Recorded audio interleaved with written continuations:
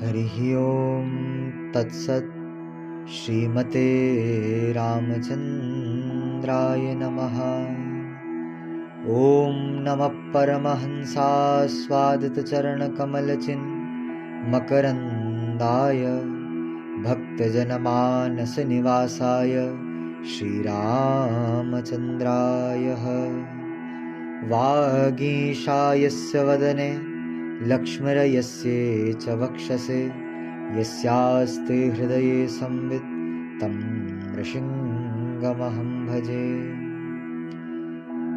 श्रीसीतानाथसमारम्भां श्रीरामानन्दार्यमध्यमाम् अस्मदाचार्यपर्यन्तां वन्दे गुरुपरम्पराम्। राधाकरावचितपल्लववल्लरीके राधापदाङ्कविहलसन्मधुरस्थलीके राधा यशोमुखरमत्यखगावलीके राधाविहारविपिने रमतां मनो मे। जय जय श्रीराधारमण जय जय नवलकिशोर जय गोपीचितचोर प्रभु जय जय माखन चोर। हरिशरणम। अनंत कोटि ब्रह्मांड नायक सर्वेश्वर परात्पर परब्रह्म असंख्य दिव्य कल्याणेक गुणगण निलय भक्तवांछा कल्पतरु भक्तवत्सल शरणागत वत्सल भगवान श्री लाडली लाल जी की श्री राधा गोविंद की परम दिव्य कृपा के फलस्वरूप उनकी वांगमय प्रतिमूर्ति उनका साक्षात स्वरूप श्रीमद् भागवत के आधार पर सत्संग एवं विशेष रूप में अध्ययन सत्र के रूप से श्रीमद् भागवत के अध्ययन को करके एवं श्रीमद् भागवत के विषय में चर्चा कर अपनी वाणी को कर्ण को सफल करने का लाभावसर हमें प्राप्त हो रहा है। इस कक्षा का आरंभ तो पूर्व से ही हो जाना था, लगभग 4-5 दिन पहले से सत्र का, पर कुछ समय के विलंबता के कारण दास भगवत सेवा में कथाओं की सेवा में व्यस्त होने के कारण नहीं कर पाया। और इतने दिन से मुझे इतने बालकों के और बाकी अन्य वैष्णवों के जिन को जो अध्ययन कर रहे थे विद्यार्थी, सबके मुझे इतने मैसेज आए, 1-2 के नहीं आए, कईयों के आए कि आपने अभी तक प्रारंभ नहीं किया, महाराज जी कब आरंभ करेंगे और हमें श्रवण करना है। तो देखता हूँ मैं संसार में जो पढ़ने वाले बच्चे होते हैं, लौकिक विद्या भी और गुरुकुल में भी मैंने देखा है, बहुत कम ऐसे बच्चे होते हैं जिनको पढ़ने की इच्छा होती है, वरना प्राय रहते हैं बस पढ़ने से कैसे बच जाएं, मन हमारा दूर और हम दूसरी तरफ आकृष्ट हों, खेलने कूदने में वार्ताओं में व्यर्थ की। पर सबकी इतनी इच्छा है भागवत जी पढ़ने की, इस बात से तो मुझे बड़ा भारी हर्ष हुआ। मैंने 4-5 दिन नहीं पढ़ा पाया, 4-5 दिन विलम्ब हो गया मुझे, तो सब मुझे 1-2 दिन ही जैसे विलम्ब हुआ सब मैसेज करे, महाराज जी अभी तक वीडियो नहीं डाली आपने, आरंभ नहीं किया। तो बड़ी भारी मुझे प्रसन्नता हुई।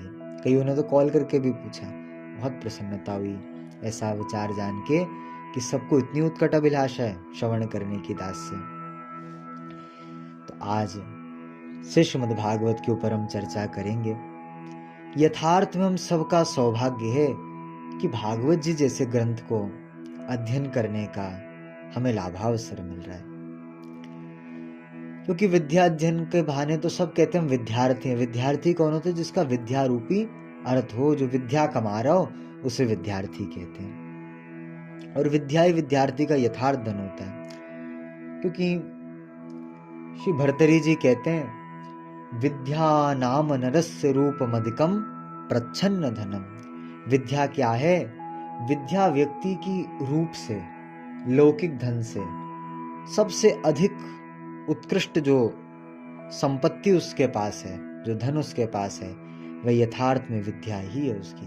वे सदा सर्वदा उसके कार्य में आती है। और वे विद्या संसारिक लोग पढ़ते हैं, इधर उधर की बातें पढ़ते हैं, पर भागवत यथार्थ में ऐसा धन है जो मिल जाए तो जीव कह सके कि मैं धनवान हो गया।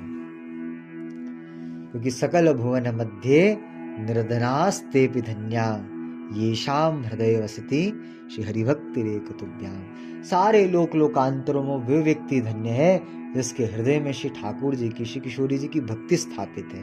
श्री प्रभु जिसके चित्त में स्थापित नहीं है वे धनवान नहीं है। तो हमें विद्या के रूप में भी साक्षात युगल सरकार जो है उनके स्वरूप को ग्रहण करने का अवसर मिल रहा है। ये परम सौभाग्य है हमारा। क्योंकि विद्यायामृतमश्नुते, उपनिषद भी कहते हैं, ईशावास्य उपनिषद में कहा गया कि विद्या क्या है यथार्थ, जो जीव को विमुक्त कर दे संसार से और मुक्त करके भगवत चरणानुरागी उसको बना दे, मुक्ति का उसको अधिकारी बना दे, वह यथार्थ में विद्या है। और ऐसी विद्या कोई संसारिक विद्या नहीं हो सकती। ऐसी विद्या तो श्रीमद् भागवत की विद्या है। इसलिए आप सबसे मेरी आपको आज्ञा भी है सबको, और खूब खूब प्रार्थना है सबसे कि खूब श्रम पूर्वक पढ़ना, खूब मेहनत करना और इस दिव्य ज्ञान को प्राप्त करके पूरे संसार में इसको वितरित करना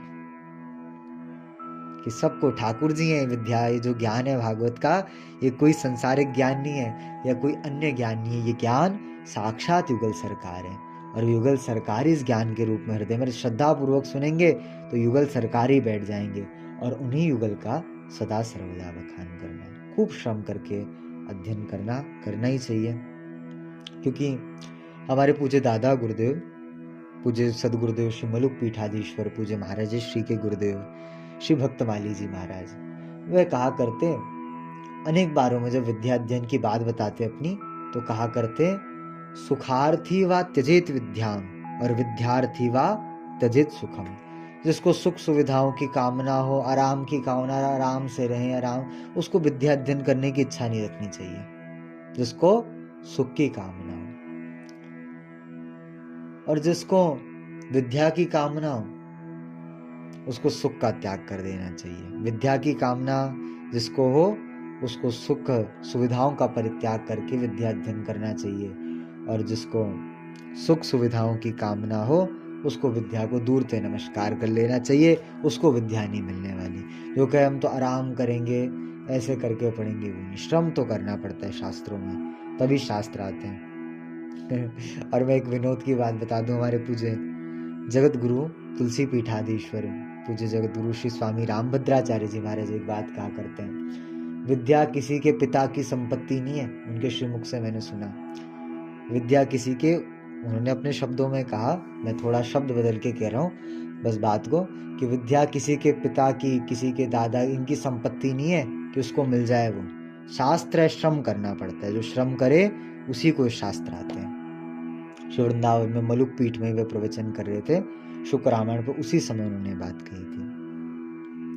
इसलिए ऐसे श्रीमद् भागवत का अध्ययन करेंगे, खूब श्रम पूर्वक पढ़ना, सब पे खूब कृपा प्रभु करेंगे। और एक और बात बता दूं आरंभ से पूर्वी, दास पूर्णता अयोग्य है श्रीमद् भागवत की चर्चा करने के लिए, क्योंकि भागवत आगाध समुद्र है। भागवत मैं कहाँ अपनी अल्पबुद्धि में समझ पाया कि मैं भागवत आप सबको पढ़ा पाऊँ। भैया पढ़ाना तो दूर, भागवत का वक्ता बनने योग्य मैं नहीं हूँ। ठाकुर जी बना रखा है, ठाकुर जी लाडली जी ने वो स्वरूप दिख रहा है लोगों को, अलग बात है, पर यथार्थ में हृदय की बात कह रहा हूँ, ना वक्ता बनने योग्य भी नहीं हूँ। कोई मैं बात बनाने के लिए नहीं कह रहा है, बात सच में कह रहा हूँ। ये बात पढ़ाना तो दूर, वक्ता बनने योग्य नहीं। वक्ता को दूर जाए, श्रोता बनना, भागवत का एक विद्यार्थी बनने योग्य भी मैं अपने आप को नहीं समझता अभी। क्योंकि भागवत के एक एक तत्व को जब अब थोड़ा भी गुरु कृपा से जब समझने के प्रयास में लगता हूँ तो लगता है क्या सार है, क्या मैं पूरा जीवन लगा दूँ भागवत के एक श्लोक पे, तब भी भागवत के एक श्लोक क्या, एक शब्द का सार नहीं समझ सकता, एक शब्द को नहीं समझ सकता। ऐसा भागवत का ज्ञान है, अगाध है, अगाध है। जितना डूबते जाओ उतना और रस, उतना और ज्ञान प्राप्त होता रहता है। इसलिए सब विद्यार्थियों की इच्छा थी, वैष्णवों की इच्छा थी, भक्तों की इच्छा थी कि उनको मैं पढ़ाऊं थोड़ा, पर प्रत्येक को पढ़ाने के लिए समय चाहिए होता, वो उतना मिल नहीं पाता भगवत कृपा से। थोड़ा ठाकुर जी ने अपनी कृपा में व्यस्त कर रखा है, इस कारण से खूब सेवाएं ठाकुर जी देते हैं, कथाओं की भी, उनकी सेवा भी, अपने नित्य नियम भी है, लोगों से मिलना बहुत कुछ है। इस कारण से दास नहीं कर पाता, प्रत्येक को पढ़ा पाना संभव नहीं है, अब इतने लोग हैं। इसलिए एक रूप में मैं सबको बता दिया करूँगा। और बाकी नागराज पीठ पाठशाला ग्रुप में आप सब जुड़े ही होंगे, जो नित्य रूप से अध्ययन कर रहे हैं, तो वो उस पाठशाला ग्रुप के माध्यम से संग में हम चर्चा करते रहेंगे आगे का क्या क्रम है। और भागवत जी के ऊपर जो केवल ये तो श्रवण किया ना आपने, पर और जो कार्यों को बीच बीच में लगेगा कि इसकी आवश्यकता है, इसकी आवश्यकता है, बात बताने की, वो उसके माध्यम से आपको प्राप्त होता रहेगा। कोई श्लोक है वो किसी और पुराण का, उसका चित्र हो गया, उसका लिखित स्वरूप हो गया, ये सब आपको उसमें प्राप्त होगा रहेगा, जो उपयोगी पद हो गए वो सब। इसलिए मैं पूर्ण अयोग्य हूँ, सबकी इच्छा है, इस कारण से मैं बता रहा हूँ। ये मेरा आरंभ में ही आप सबको भाव है। और बाकी तो वैसे एक कारण तो देखो ये भी है, स्वांत सुखाय तुलसी रघुनाथ गाथा।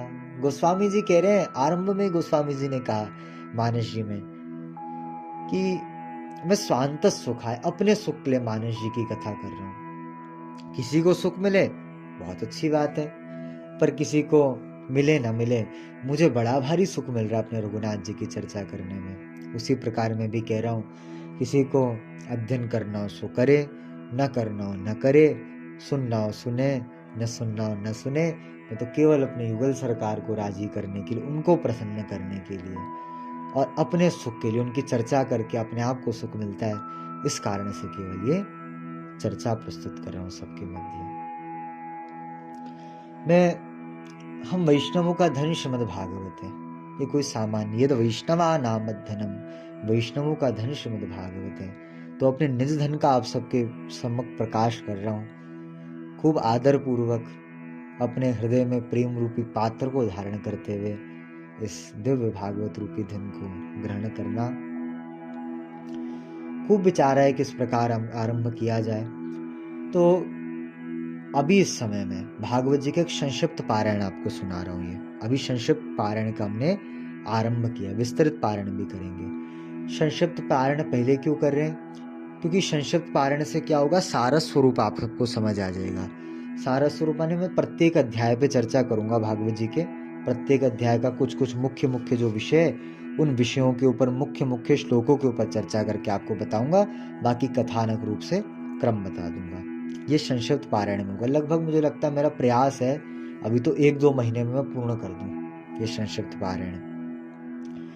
1-2 महीने माने 40-50 ऑडियो के मध्य में, 50-60 ऑडियो के बीच में उसको पूर्ण कर दूं, मुझे लग रहा है जहाँ तक। अब वो ठाकुर जी जाने कितने में होगा, मैं निश्चित तो कुछ नहीं कह सकता।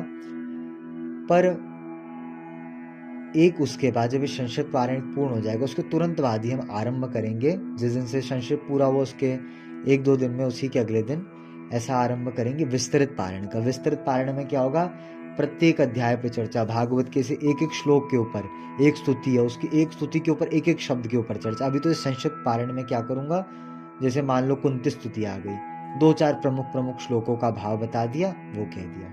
इस संक्षिप्त पारायण को जो श्रवण करें आप सब, इससे भी आप सप्ताह कथा तो सीख सकते हैं अच्छे से। एक सप्ताह की कथा आप आराम से इससे कर सकते हैं सीख के, उससे अधिक ही पता चल जाएगा इसमें आपको। पर विस्तृत पारायण में क्या होगा, एक एक विषय के ऊपर, कि मतलब आपको कोई कह दे कि आप भागवत जी के केवल प्रथम स्कंद पे 1 हफ्ते की कथा कहो, तो वो भी कह सको, या एक भागवत जी की इस विषय के ऊपर कई घंटों की चर्चा करो, वो भी कर सको। तो उस अनुरूप हम विस्तृत पारायण का श्रवण बाद में करेंगे। पहले एक संक्षिप्त पारायण पूरा हो जाएगा हमारा, उसमें सबको थोड़ा मैं कह दूं कि पूरी तैयारी कर दी भोजन बनाने की, उसके बाद भोजन बनाएंगे। तो ये तैयारी करनी भी जरूरी होती है ना पहले, इसलिए हर विषय को हम समझ जाएं, इसके लिए मैं आपको संक्षिप्त पारायण पहले बता रहा हूँ छोटे रूप में। भागवत जी आगाध समुद्र है, भागवत जी कभी परिपूर्ण नहीं हो सकती। जब तक समय मिलेगा तब तक हम चर्चा करते रहेंगे निरंतर। भागवत को इतना आगाध समुद्र, बड़े बड़े विद्वान इसमें डूब जाते हैं। श्रीमद् भागवत के प्रमुख टीकाकार श्री श्रीधराचार्य जी, क्योंकि कहते हैं व्यास वेक्ति शुको वेक्ति, राजा वेक्ति न वेक्ति वा, श्रीधरम सकलम वेक्ति, श्री नरसिंह प्रसादता। नरसिंह भगवान की कृपा से सब कुछ जाना श्रीधराचार्य जी ने। श्रीधराचार्य जी ने भागवत जी के ऊपर अलग अलग टीका है ना, तो श्रीधराचार्य जी की जो टीका है उसका नाम है भावार्थ दीपिका। क्या नाम है? भावार्थ दीपिका।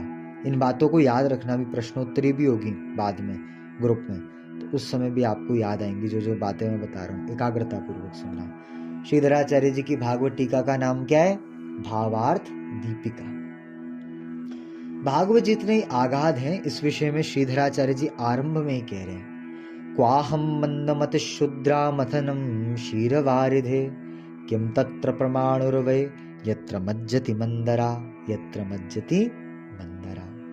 माने श्रीधराचार्य जी कहते हैं, कहा मैं मंदमती शुद्र जीव, क्वाहम मंदमति शुद्रा, कहा मैं मंदमती शुद्र जीव, और कार्य क्या करो? मथनम क्षीरवारिधे, श्रीमद् भागवत पर चिंतन करना, श्रीमद् भागवत पर विचार करना।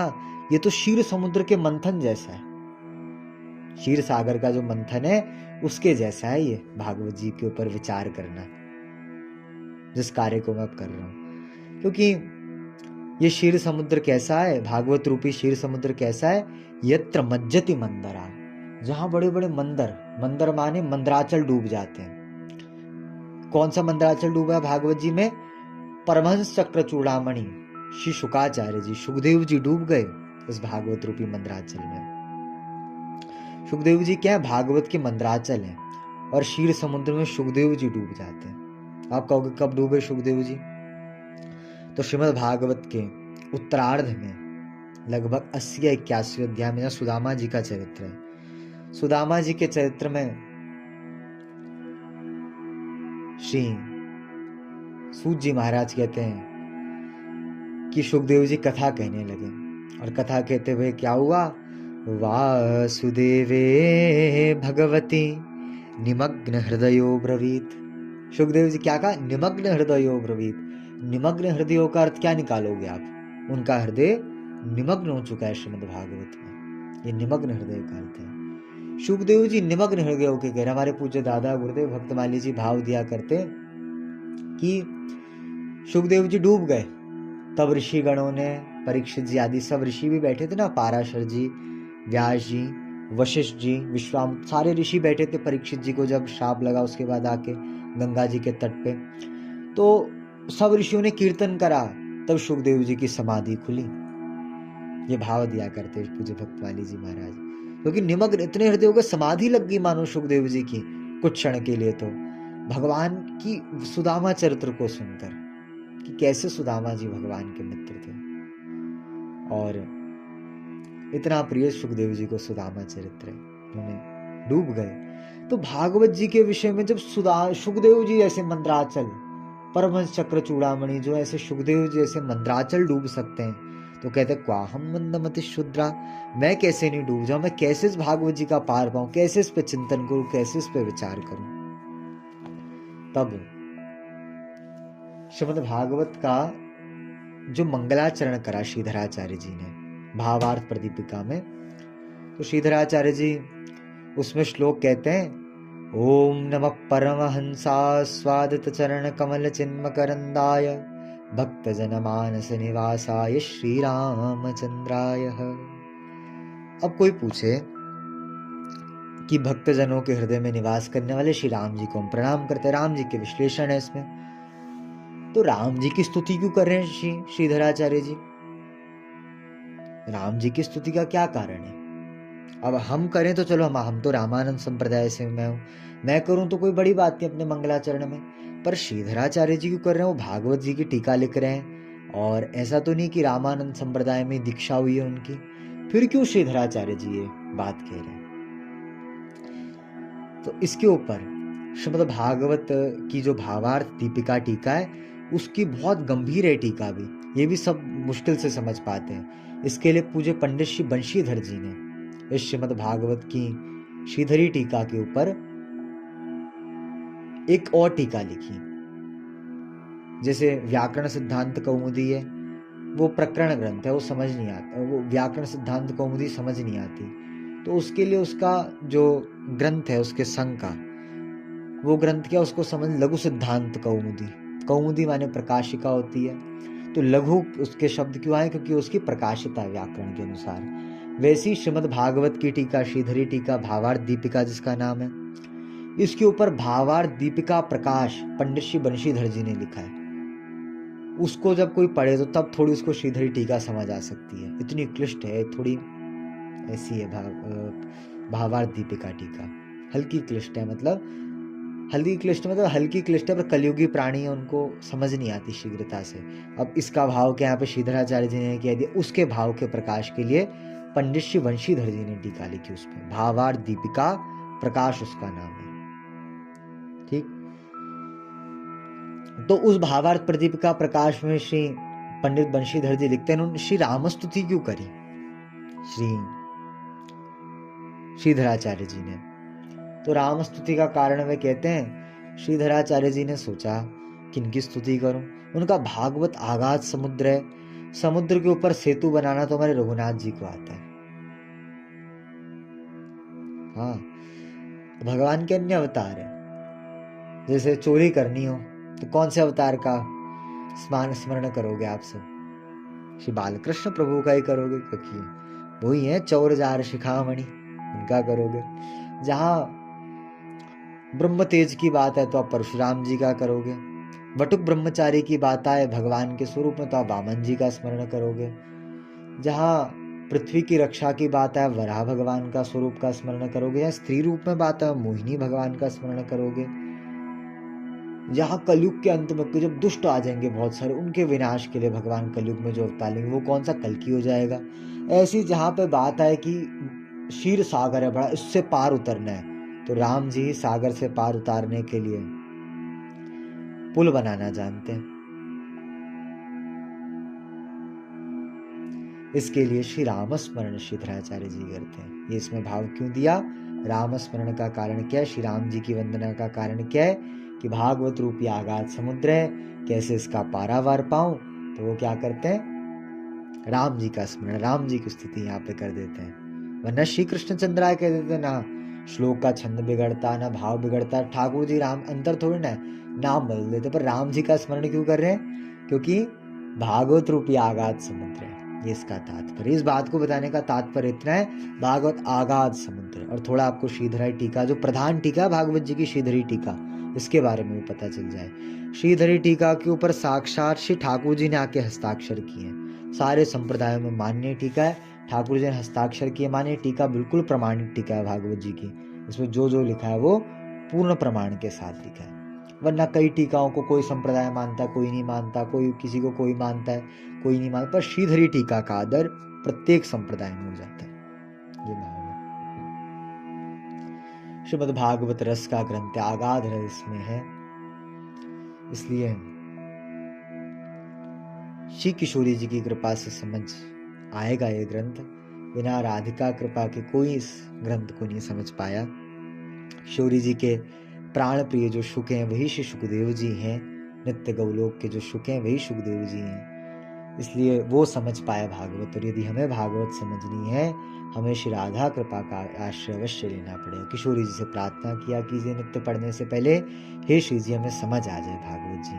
और इन पाठशाला में आपको बताया था अभी एकादशी को पूर्व वाली कि नित्य राधा कृपा कटाक्ष स्तोत्र का सब पाठ करना। कदा करिष्यसि हमाम कृपा कटाक्ष भाजनम, राधा कृपा कटाक्ष का नित्य पाठ करना, पाठ करके अध्ययन करने बैठना भागवत जी का।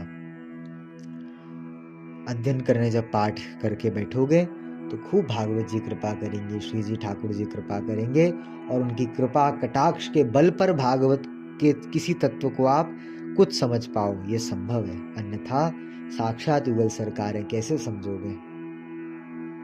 जिनको वेद कहते हैं सुबह से शाम तक स्तुति करते हैं और फिर कहते हैं न इति न इति न इति, भगवान का अंत नहीं है, भगवान अनंत है, कहाँ तक इनका अंत पाए? इनके बारे में एक स्वरूप का ज्ञान हो जाना, एक शब्द का ज्ञान हो जाना, ये भी जीव की सामर्थ्य नहीं है, भगवत कृपा से ही सब समझ आता है। इसलिए नित्य उसका पारायण करना, मेरा कार्य आपका मार्गदर्शन करना इस समय। तो जो मेरे हृदय में भाव आएगा वो मैं आपको बता रहा हूँ, यदि वो आश्रय आप लो तो अवश्य में आपको राधिका कृपा के बल पर भागवत समझ आ जाएगी। और अंतिम बात कह के फिर मैं अध्ययन आरंभ करा रहा हूँ। बस एक सावधानी, आप सब प्राय आप सब में से जो अध्ययन कर रहे हैं, अधिकांशों को कथा वक्ता बनना है, और कथा वक्ता बनना खतरे का खेल है बहुत बड़ा। इसलिए कुछ सावधानी आप सब अवश्य रखना। निष्काम भाव से ज्ञान अपना परिपूर्ण रखना, भक्ति अपनी परिपूर्ण रखना, क्योंकि जो अपने पास ही होगा कैसे किसी को दोगे। मैंने एको बार कहता हूँ, कोई भिखारी से बोले मुझे धन दे दो, उसके स्वयं भी नहीं उससे मांगोगे तो ये तो उपहास की बात हो रही है, हंसी की बात हो रही है बहुत बड़ी आपके ऊपर, कि आप भिखारी से मांग रहे हो। धनवान से मांगो ना, धनवान तो दे सकता है किसी को। वैसे ही श्रीमद् भागवत रूपी धन, भक्ति रूपी धन, ज्ञान रूपी धन, प्रेम रूपी धन, रस रूपी जो स्वरूप भक्ति का उसके रूप का जो धन है, शिव ब्रजरस का जो धन है, भगवान के नाम रूप लीला का जो धन है, वह जिसके पास होगा वही उसको प्रदान कर सकता है। हमारे हृदय में स्वयं प्रेम नहीं है ठाकुर जी किशोरी जी के प्रति, हम क्या किसी को देंगे। और स्कंद पुराणोक्त भागवत महात्म्य तो लिखा है भगवत मति। वक्ता कौन है? जिसकी भगवान में मति लगी हो। सबसे पहला लक्षण है वक्ता का, भगवान में जिसकी मति लगी हो। इसलिए ठाकुर जी में अपनी मति लगाना और उस अनुरूप ही आप सब कहना, ये मेरा आपको दिव्य भाव है। और निष्काम भाव से कहना कथा के प्रति कोई प्रलोभन जीवन में मत रखना कि कुछ मिले सो हम कथा करें। देखो मैं आपको बता रहा हूँ, यहाँ पे मुझे अनेक विद्यार्थी गण बताते हैं कि हम पढ़ रहे हैं, यहाँ हमने भागवत पढ़ी, ये पढ़ा, इतने में पढ़ रहे हैं, इतने में ये हो रहा है। और मुझे बड़ी पीड़ा होती है वहाँ पे श्रवण करके, क्योंकि धन दे के पढ़ने पढ़ाने वाली व्यवस्था हमारे यहाँ नहीं है। हमारी वैदिक परंपरा में, हमारी सनातन परंपरा में व्यवस्था नहीं है। ये म्लेच्छों की व्यवस्था है, जो पाश्चात्य संस्कृति के लोग हैं। हमारी व्यवस्था तो विद्या का दान दिया जाता है यहाँ पे, जो जिसके पास हो वो उसको देना चाहिए। विद्यार्थी का 1 रुपया भी यदि लिया जाए तो वो गौ मांस के तुल्य, गौ रक्त के तुल्य वे माना जाता है, उससे कुछ अगर पा लिया जाए तो। इसलिए निष्काम भाव से ये पढ़ाना चाहिए। आप सबको मैं बता रहा हूँ, आप सब यदि किसी को बताए ना तो कभी कोई प्रलोभन मत रखना कि हम ये लेंगे तुमसे, हम इतने दे दो हमें तब हम पढ़ाएंगे महीने की ये फीस। ऐसे करके कभी यदि पढ़ाने का भी अवसर आ जाए आप सबके जीवन में, निष्काम भाव से पढ़ाना, कभी कुछ अपेक्षा मत करना। भगवान परिपूर्ण है, भगवान सबको परिपूरित करते हैं। संसारिक वस्तु क्या दे सकती है किसी को। और कथा तो प्रायः सब कहोगे, आप अधिकांश जो सुन रहे हैं उनमें सब कथा कहेंगे, मुझे पता है। प्रायः कथावाचक की इस सत्र को सुन रहे होंगे, जो कथा करना आरंभ कर रहे हैं या सीख रहे हैं, वे सब उस भाव में मैं यही कहूँगा आप सबको कि खूब कथा करना, कोई मनाही नहीं है, खूब कथा करना, पर निष्काम भाव से, निर्लोभ भाव से कथा करना। निष्काम निर्लोभ भाव से कथा करोगे तो जो दक्षिणा श्री गौकर्ण जी को प्राप्त हुई, हम सुनेंगे महात्मा की चर्चा में, जो दक्षिणा गौकर्ण जी को प्राप्त हुई वही दक्षिणा हमें भी प्राप्त हो जाएगी। क्या प्राप्त हुआ था? गौकर्णम तु समालिंग्य अकरोत् सदृशम वपु। गौकर्ण जी को श्री ठाकुर जी ने आलिंगन, गौकर्णम तु समालिंग्य अकरोत् सदृशम वपु। गौकर्ण जी का भगवान ने आलिंगन किया, भगवान श्री कृष्ण ने, और अपने जैसा गौकर्ण जी को बना लिया। यदि हम भी गौकर्ण जी की भांति हम निष्काम भाव से कथा का आश्रय ले लें तो जो दक्षिणा श्री गौकर्ण जी महाराज को प्राप्त हुई थी, एक दिन वही दक्षिणा हम सबको भी प्राप्त हो जाएगी। ठाकुर जी हमें भी देंगे। और संसारिक रुपया कौड़ी दक्षिणा में ले लोगे तो फिर इस दक्षिणा से वंचित हो जाओगे। देखो उत्तम पक्ष है कुछ ना लिया जाए, ठीक है, किसी की ऐसी चित्त की स्थिति नहीं बन पाई, ठीक है, व्यवस्था बहुत मन में किसी के, जो कुछ प्राप्त हो जाए बिना याचना करे उसी को स्वीकार करके उससे ही केवल जीवन यापन करना चाहिए। अधिक की इच्छा नहीं। सर्वोत्तम पक्ष तो कुछ नियम ही ले लिया जाए, कथा से जो कुछ प्राप्त हो उसको नहीं लेना, व्यासपीठ पर जो भी मिले उसका उपयोग नहीं करना, अपने शरीर के ऊपर कभी भी, अपने ऊपर कभी उपयोग नहीं करना, ये ले लिया जाए। या इतना नहीं किया जा सकता तो इतना तो अवश्य किया जाए कि याचना किसी से कभी ना की जाए। यदि ये पैकेज फिक्स करने के बाद कथा करनी हो, उसको ये सुख नहीं मिलता जो गोकर्ण जी को मिला। ये मैं कहूँगा, यदि ये वाला सुख चाहिए, कभी किससे कोई अपेक्षा नहीं करोगे जीवन में। हाँ, जो कुछ आ जाए ये मैं दूसरे बात बता रहा हूँ, पहली तो कुछ लिया ही नहीं, पूरा स्वीकृति ना है। यदि बिना याचना करे अपनी तरफ से कि हमें कुछ नहीं चाहिए, बिना याचना करे कुछ आ जाए, उससे फिर बाकी जीवन यापन कर ले। पर जो कुछ मांगता है वो इस दक्षिणा से वंचित हो जाता है जो गोकर्ण जी को मिली, ठाकुर जी का आलिंगन। ठाकुर जी जब देखते हैं अरे वक्ता है, ये तो मेरी कथा का इतना प्रचार करे, इतना सब में भक्ति, ठाकुर जी को बड़ा प्रेम आता है वक्ता के प्रति।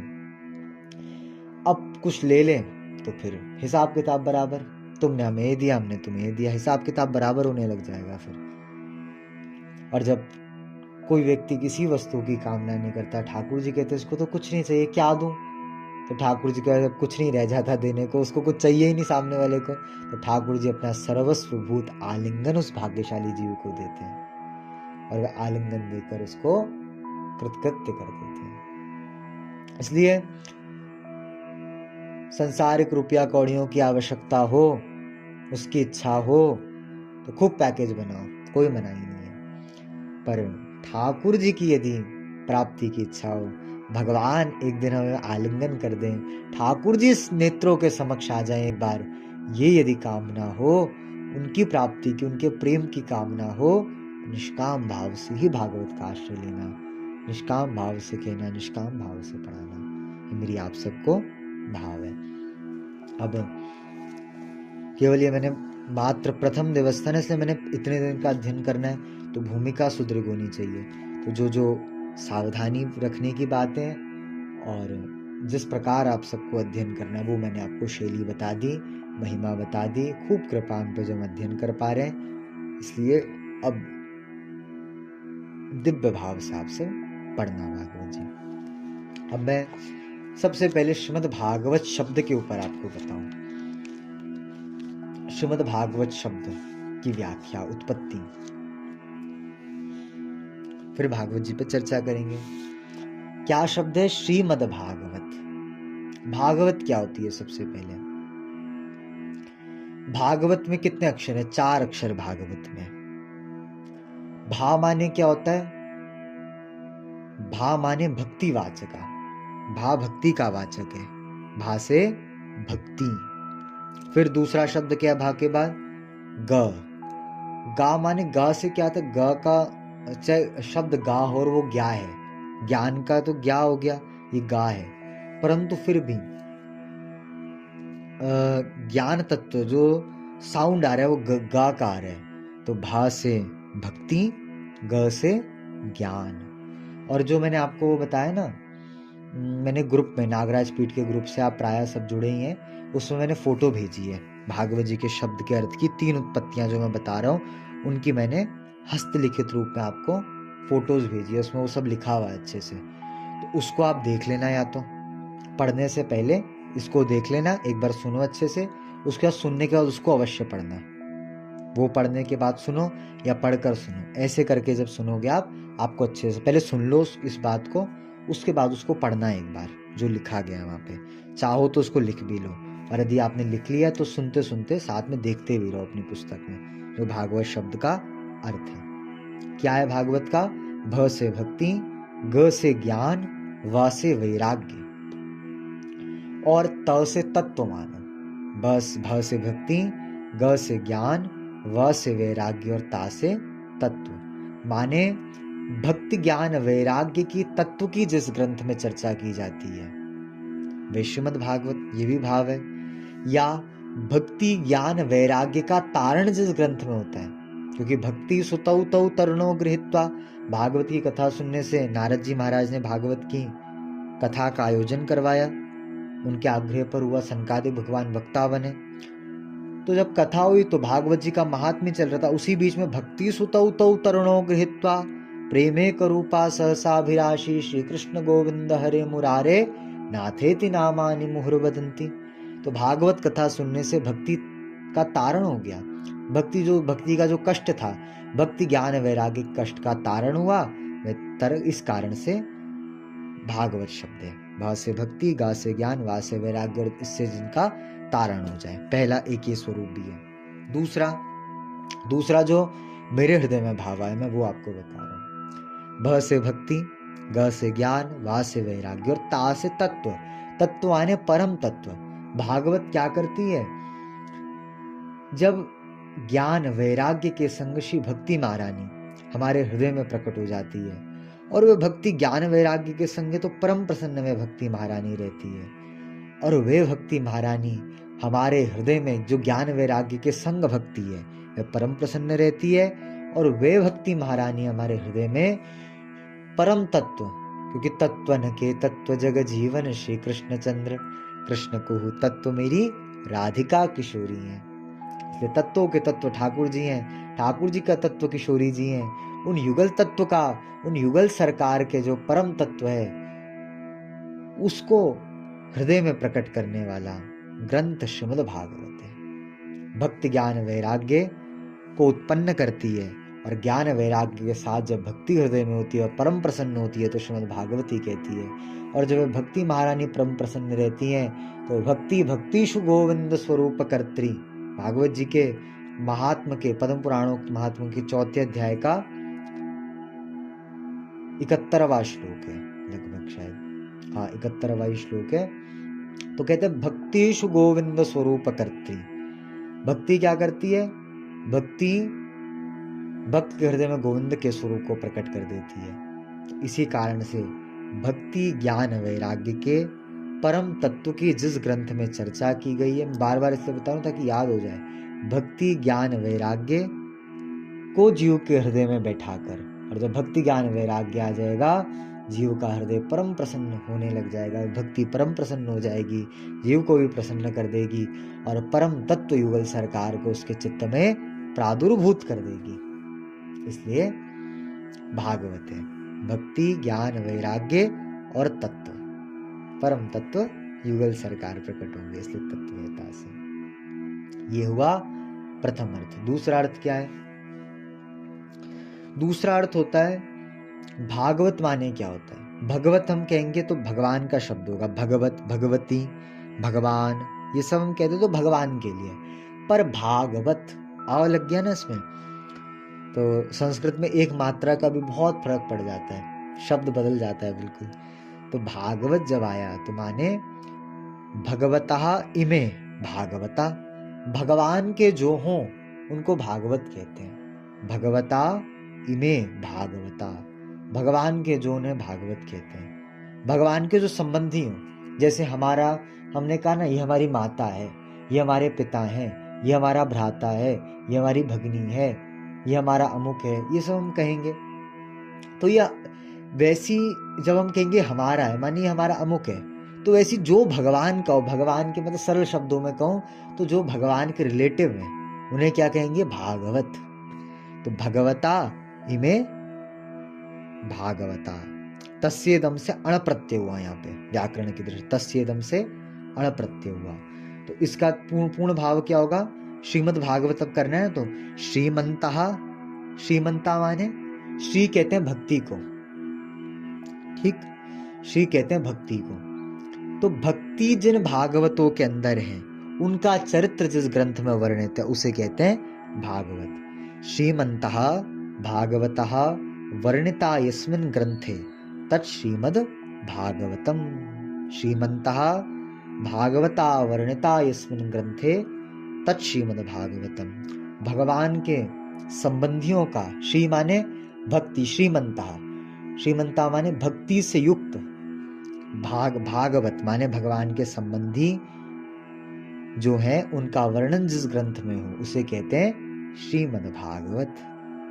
आप कहोगे किस संबंधी का है? तो भगवान के संबंधियों से ही श्रीमद् भागवत ग्रंथ परिपूरित है। ध्रुव चरित्र देख लो, प्रहलाद चरित्र देख लो, ब्रजवासियों का चरित्र है, यशोदा मैया का चरित्र है, नंद बाबा का चरित्र है, वसुदेव जी का, देव की मैया का, गोपियों का, ग्वालों का, उद्धव जी का, आगे चल चल कितने के चरित्र हैं, अम्बरीश जी का।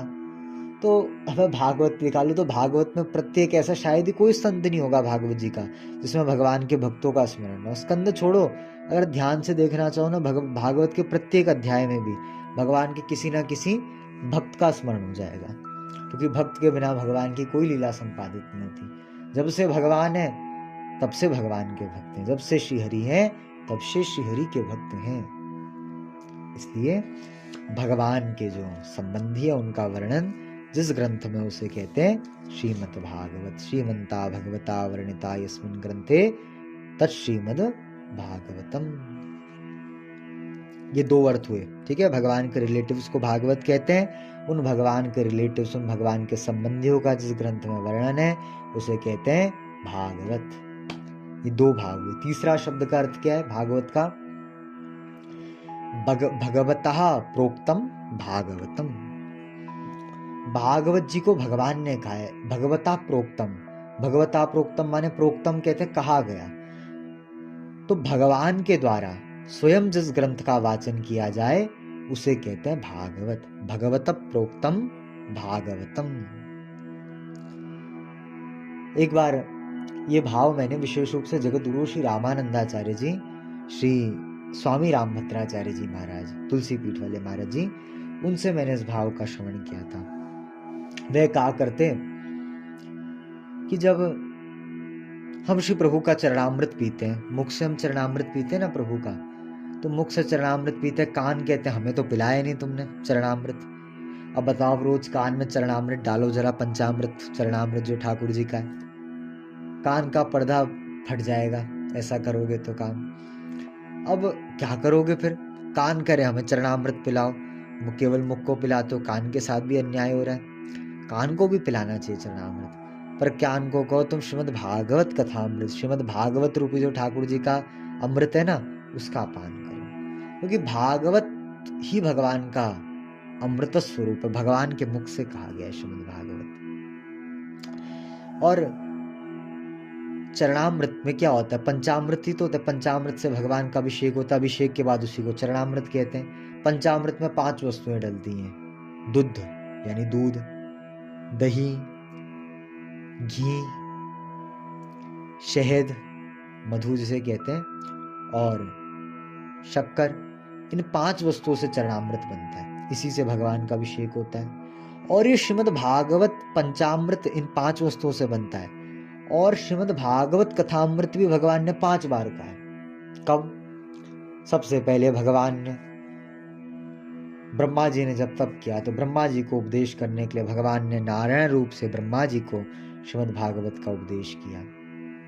फिर उन्हीं ब्रह्मा जी के रूप से, गिनते रहो, नारायण भगवान के रूप में किया 1, दूसरा ब्रह्मा जी के रूप से किया श्री नारद जी को, अपने पुत्र को, तो कितने हुए? 2। फिर नारद जी के रूप से जब व्यास जी को असंतोष हुआ तो व्यास जी को नारद जी ने उपदेश किया भागवत जी का, कितने हो गए? 3।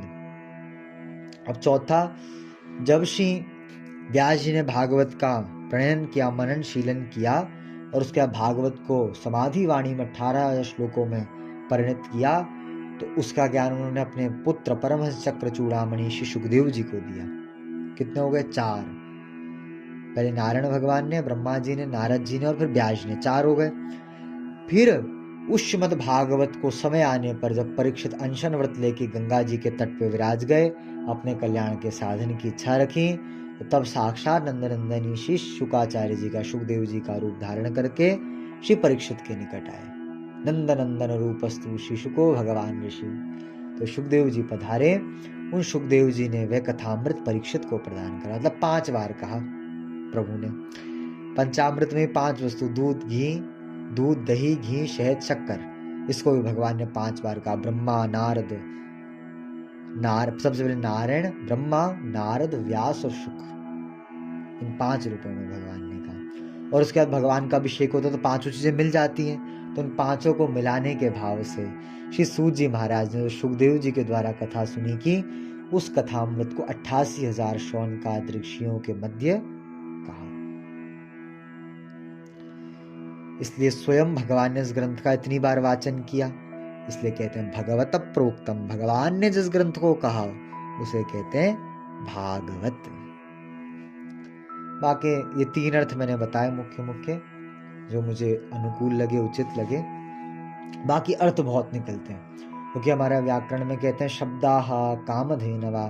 शब्द तो कामधेनु गैया है, जो अर्थ निकालना चाहो अर्थ निकल जाता है शब्दों से। वह अर्थ का अनर्थ नहीं करना चाहिए।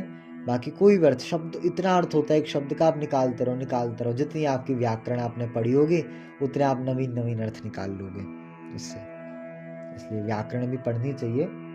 शीघ्र ही मैं ऐसी व्यवस्था करूँगा, भागवत जी का जब एक सत्र का हमारा अध्ययन पूर्ण हो जाएगा, लगभग मार्च अप्रैल में कुछ पूर्ण हो जाएगा, उसके बाद मेरा विचार है मई से लगभग व्याकरण की कक्षा भी, मतलब भागवत जी का जो विस्तृत पारायण जो मैंने बताया वो तो चलता रहेगा, पर एक रूप में श्री व्याकरण की लघु सिद्धांत से आरंभ करेंगे, फिर आगे आगे जो जो ग्रंथ चलेगा, तो व्याकरण का भी आरंभ, व्याकरण भी आनी चाहिए थोड़ी थोड़ी। उसके लिए एक मैं नियुक्त करूंगा किसी को जो व्याकरण के विद्वान, व्याकरणाचार्य हैं कई, तो जो व्याकरण के विषय के मर्मज्ञ हों, वो व्याकरण का अध्ययन कराएंगे नागराज पीठ पाठशाला के ग्रुप में, चाहे वीडियो के माध्यम से, चाहे ऑडियो के माध्यम से, जैसे भी हो, उस पाठशाला ग्रुप के माध्यम से जल्दी ही कुछ ही 2-3 महीने के भीतर हम भागवत जी को पढ़ें। उसके बाद फिर व्याकरण का भी अध्ययन, ताकि हम सबको व्याकरण भी आए। व्याकरण भी कुछ अंश में पढ़ेंगे, बाकी व्याकरण अगाध विषय, जिसकी जितनी मति होगी उतना वो पढ़ पाएगा, पर व्याकरण भी अवश्य पढ़नी चाहिए, इसलिए व्याकरण पढ़ेंगे। तब धीरे धीरे मेरा विचार है संगीत के ऊपर भी, अभी समय नहीं होता क्योंकि, पर संगीत के ऊपर भी कुछ संगीताचार्य भी हैं, कुछ संगीत के ऊपर भी हम प्रकाशन डालेंगे उसके माध्यम से। अभी इन्हीं भावों के साथ में विचार था मेरा 20-25 मिनट की ऑडियो बनाऊंगा, पर ये भी बहुत अधिक हो चुका है। इसके लिए प्रथम भाग को मैं इसी विचार के साथ विश्राम करता हूँ। भागवत जी का आज प्रथम दिन था, इसलिए भूमिका में थोड़ा समय लग गया कि आपको जानकारी देने के लिए। बाकी कल से तो अगले जो कल बने या परसों बने, जब भी वो भाग, उसमें तो क्या करेंगे, उसमें सीधा अध्ययन आरंभ करेंगे, सीधा ना विस्तृत मंगलाचरण, सीधा 1 मिनट के भीतर भीतर ही अध्ययन आरंभ कर देंगे। और इसमें थोड़ा विस्तार हो गया अभी, पर अभी हमने भागवत जी का अर्थ श्रवण किया। आप सब इसको ध्यानपूर्वक सुनना, अनुशीलन करना, जो नोट करने वाली बात है उसको नोट करना, कंठस्थ करने वाली बात को कंठस्थ कर ही लेना प्रायः सब बातों को, और खूब अच्छे से अध्ययन करना, ये मेरा भाव है सबको। बारंबार प्रणाम। जय जय श्री राधे, जय जय श्री राधे, जय जय श्री राधे।